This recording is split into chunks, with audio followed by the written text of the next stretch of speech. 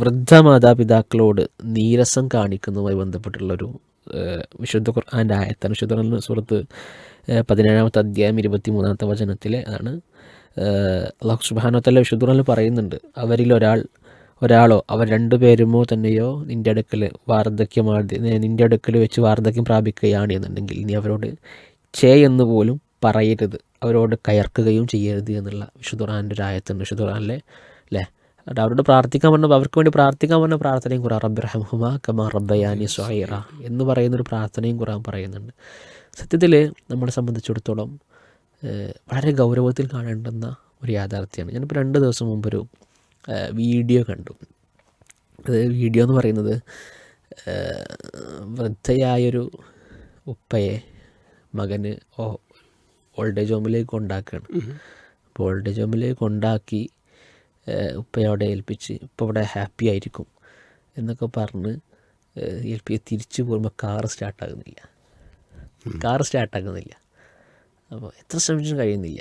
അങ്ങനെ അദ്ദേഹം വന്ന സമയത്ത് പുറത്തൊരാൾ അദ്ദേഹത്തെ നോക്കി ചിരിച്ചു പോകുന്നുണ്ട്. അപ്പോൾ ഇയാൾ പിന്നെ അപ്പോൾ ആ പോയ ആൾ വീണ്ടും തിരിച്ചു വരികയാണ്. അപ്പോൾ ചോദിച്ചു ഇവിടെ വണ്ടി അപ്പോൾ അയാൾ ചോദിച്ചു എന്താ വണ്ടി സ്റ്റാർട്ടാക്കുന്നില്ലേ ചോദിച്ചു. അപ്പോൾ അടുത്തൊരു മെക്കാനിക്ക് ഉണ്ട്, അയാളെ വന്ന് വിളിച്ചു വന്നാൽ സംസാരിക്കുന്നുണ്ട്. അപ്പോൾ ഈ മകന് വന്നിട്ട് പറഞ്ഞു, ഈ മകനോട് ചോദിച്ചു നിങ്ങൾ ഇവിടെ വന്നപ്പോൾ എൻ്റെ ഉപ്പനോട് നിങ്ങൾ ചിരിച്ചല്ലോ, നിങ്ങൾ മുമ്പ് ഉപ്പാനെ പരിചയമുണ്ടോ ചോദിച്ചു. അപ്പോൾ പറഞ്ഞു വർഷങ്ങൾക്ക് മുമ്പ് ഇതേ കാറിൽ ഈ മനുഷ്യനോടെ വന്നിട്ടുണ്ട്. അന്ന് വന്നത് ഒരു കുട്ടിയെ ദത്തെടുക്കാനായിരുന്നു, ഒരാൺകുട്ടിയെ ദത്തെടുക്കാനായിരുന്നു. ആ മകനാണ് ഇപ്പോൾ ആ ഉപ്പയെ എന്ത് ചെയ്യണത്, തിരിച്ച് ഓൾഡ് ഏജ് ഹോമിൽ കൊണ്ടുവന്നാക്കണത്. നമ്മളറിയാത്തൊരുപാട് രഹസ്യങ്ങൾ അല്ലെങ്കിൽ ഒരുപാട് കാര്യങ്ങൾ നമ്മൾ ഉപ്പാക്കും ഉമ്മാക്കും പറയാനുണ്ടാകും.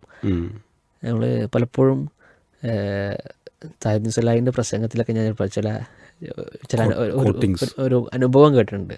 വെച്ചാൽ നമ്മുടെ കണ്ണിൻ്റെ മുമ്പിലുള്ള ചിലത് നമ്മൾ കാണൂല, അത് നഷ്ടപ്പെടുമ്പോഴായിരിക്കും എന്ത് ചെയ്യുക. കാരണം അദ്ദേഹം പറഞ്ഞ മറുപടി ചിലപ്പോൾ നമ്മളിങ്ങനെ ഒരു വാച്ച് അവിടെ ഇങ്ങനെ വെച്ചിട്ട് നമ്മളിങ്ങനെ ഉമ്മയോട് ചോദിക്കും, ഉമ്മ വാച്ച് എവിടെ ചോദിക്കും, കാണില്ല. ഉമ്മ അറിയാം അവിടെ ഉണ്ടല്ലോ എന്ന് പറയും. ഉമ്മ വന്നിട്ട് എടുത്തു കൊടുക്കും, സിമ്പിളായി എടുത്തു കൊടുക്കും.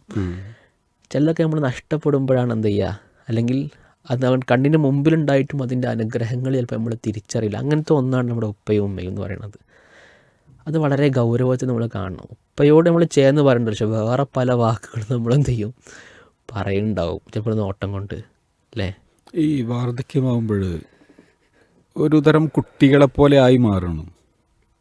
അപ്പോൾ കുട്ടികളുടെ പോലുള്ള വാശികൾ, അതുപോലെ കുട്ടികൾ എന്തെങ്കിലുമൊക്കെ പറഞ്ഞാൽ അവരോട് പറഞ്ഞാൽ അവർ തിരിച്ചു പറയുന്ന പോലെ, എന്തെങ്കിലും കൊടുത്താൽ പറ്റില്ലെങ്കിൽ അത് വലിച്ചെറിയും. പിന്നെ നമുക്കൊന്നും ചിലപ്പോൾ താങ്ങാൻ പറ്റാത്ത മറുപടികളായിരിക്കും.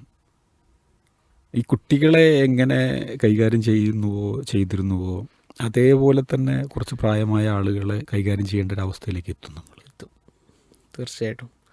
പിന്നെ ചിലതൊക്കെ നമ്മൾ നേരത്തെ സൂചിപ്പിച്ച പോലെ നമ്മൾ ചിലതൊക്കെ റിയലൈസ് ചെയ്യാൻ എപ്പോഴാച്ചാൽ നമ്മൾ ആ സ്റ്റേജിലെത്തുമ്പോഴാണ്.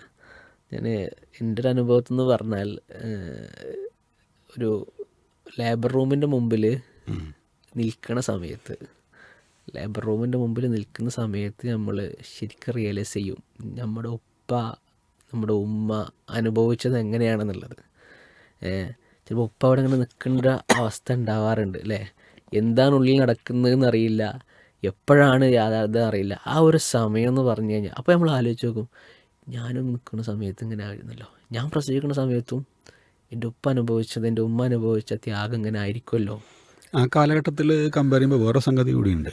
കാരണം ഇന്നെന്ന് പറയുമ്പോൾ ഗർഭധാരണം തൊട്ട് മാസങ്ങളും ആഴ്ചകളും തുടർച്ചയായ പരിശോധനകളും ചികിത്സയൊക്കെയാണ്.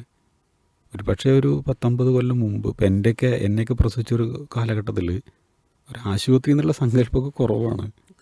അടുത്ത വീട്ടിലുള്ള ആരുടെങ്കിലേക്ക് ഒരു സഹായം ആശുപത്രിയിലൊന്നും കൊണ്ടുപോയിട്ടുണ്ടാവില്ല, ഇല്ലാന്നാണ് എനിക്കറിയുക, എൻ്റെ തോന്നൽ.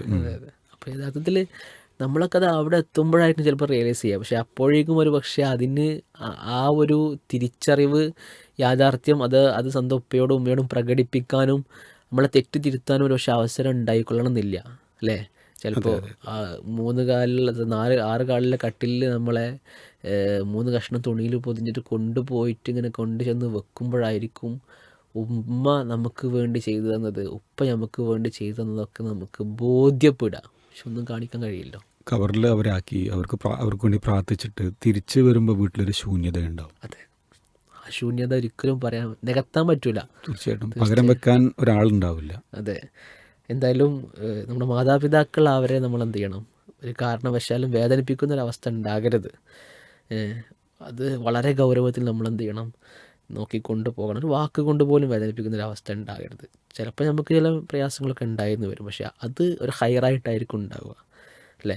ഒരു പക്ഷേ ഉപ്പയുടെ ഉപ്പ ഗൗരവക്കാരനാണ്, എപ്പോഴും പറഞ്ഞ ആൾക്ക് ഉപ്പ ഗൗരവക്കാരനാണ്, പക്ഷെ ഉപ്പയുടെ ഗൗരവമായിരിക്കും ഒരു പക്ഷെ നമ്മുടെ തണൽ. അതെ അതെ, അവരന്ന് കൊണ്ട വെയിലാണ് നമ്മുടെ തണൽ എന്നൊക്കെ പറയാറുണ്ട്.